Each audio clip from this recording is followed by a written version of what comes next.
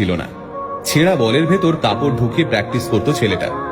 খেলার সময় একটু দৌড়দৌড়ি করলেই হার্টবিট তরতর করে বেড়ে যেত তার। ডাক্তার বলেছিল ফুটবল খেলা না ছাড়লে হার্ট অ্যাটাক হতে পারে। রাশিয়া পর্তুগালের খেলা খেলতে নামার আগে বছর কুড়ির ছেলেটি জানতে পারে মৃত্যু হয়েছে তার বাবার। সেদিন ড্রেসিং রুমে কান্নায় ভেঙে পড়েছিল ছেলেটি। তবে পরে ওই ম্যাচেই ম্যান অব দ্য ম্যাচ হয় সে। একসময় ছেঁড়া জামা পরে স্কুলে যাওয়ার সময় যাকে ব্যঙ্গ সহ্য করতে হয়েছিল, আজ সেই ছেলে পৃথিবীর সবচেয়ে দামি ব্র্যান্ডের জামা কাপড় পরে। আজ সেই ছেলেটারই সম্পত্তির পরিমাণ প্রায় 8,000 কোটি টাকা।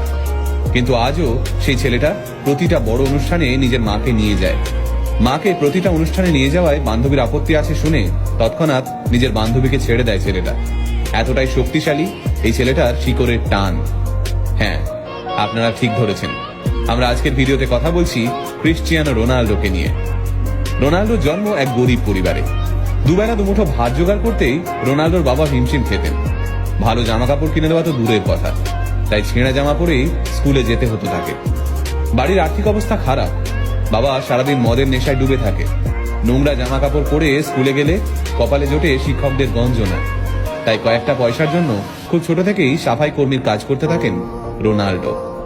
অবশ্য সমস্ত গঞ্জনা, অবহেলা এবং বঞ্চনার বদলা তিনি তুলতেন ফুটবল মাঠে। ফুটবলের শট মেরে নিজের থেকে বয়সে বড় ছেলেদের ড্রিবল করে মাঝমাঠ থেকে ফ্রি কিক মেরে তিনি চমকে দিতেন সবাইকে। এমনিতে রোগা লিকলিকে চেহারার এক ছেলে, কিন্তু মাঠে নামলেই যেন তার উপর ভর করত এক দানবীয় শক্তি। বাবা ছিলেন স্থানীয় এক ক্লাবের বল বয়, তাই সেই ক্লাবের কর্তারা 12 বছরের রোনাল্ডোকে সুযোগ দেন এই ক্লাবে। কিন্তু সে সময় অন্যান্য ছেলেদের থেকে তাকে প্রায়ই শুনতে হতো, এই দেখ ভিখিরি বল বয়ের ছেলে খেলছে। একদিন মেজাজ হারিয়ে রোনাল্ডো সেই ছেলেদের সঙ্গে হাতাহাতিতে জড়িয়ে পড়েন।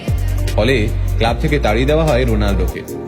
আবার পাড়ার রাস্তার মধ্যেই বয়সে বড় ছেলেদের সঙ্গে সকাল থেকে বিকেল পর্যন্ত চলতে থাকে প্র্যাকটিস।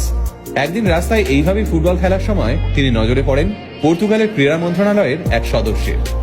রোনাল্ডোর খেলা দেখে মুগ্ধ হয়ে যান সেই সদস্য। সরকার থেকে রোনাল্ডোকে সাহায্য করা হয়। জায়গা হয় পর্তুগালের স্পোর্টিং সিপিতে। প্রথমে 16 বছরের রোনাল্ডোকে জুনিয়র টিমে নেওয়া হলেও তার প্রতিভা দেখে তাকে সিনিয়র টিমের হয়ে খেলার সুযোগ দেওয়া হয়। সিনিয়রদের সঙ্গে খেলতে নেমে একটু নিরাশ করেননি রোনাল্ডো। প্রথম ম্যাচেই 2 গোল করেন তিনি। তখনই 16 বছর বয়সী এই বাচ্চা ছেলের পারফরমেন্স দেখে তাকে দলে নেওয়ার জন্য ঝাঁপিয়ে পড়ে লিভারপুল,